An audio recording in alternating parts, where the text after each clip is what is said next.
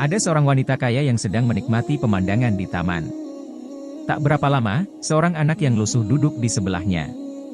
Ia tidak bicara dan tidak pula melihatnya.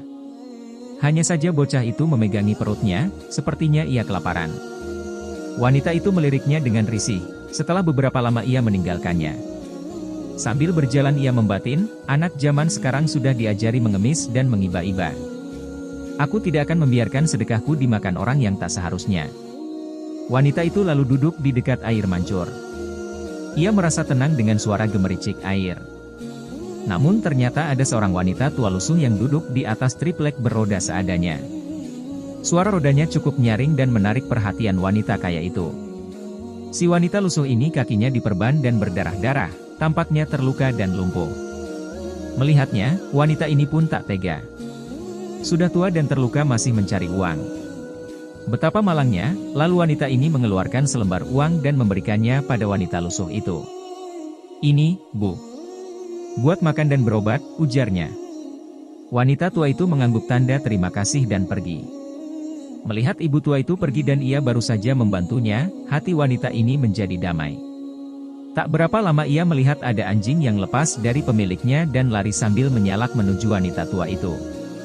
Hendak memperingatkan pengemis tua tersebut, sang wanita dikejutkan dengan apa yang dilihatnya. Guk, guk, suara anjing itu menyalak keras.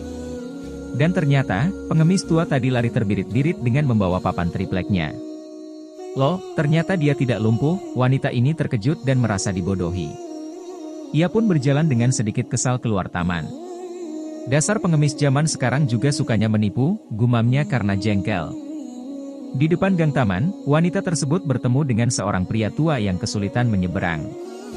Ia tampak bersih dan bertopang pada sebuah tongkat. "Tolong saya, Nak.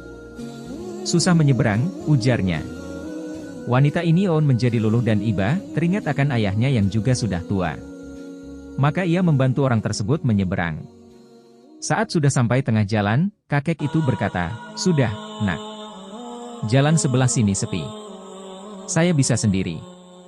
Wanita itu pun mengiyakan sambil berpesan agar kakek itu hati-hati. Tetapi, kekagetan kedua terjadi. Saat sampai kembali di sisi jalan, wanita itu melihat ada truk berkecepatan tinggi hampir menyambar sang kakek. "Awas, kek!" Truk itu sudah membunyikan klakson. Tapi di luar dugaan, kakek ini malah terkejut dengan klakson super nyaring itu. Tongkat, sandal dan tas yang ia bawa berhamburan sementara ia melarikan diri. Lagi-lagi, wanita ini kena tipu.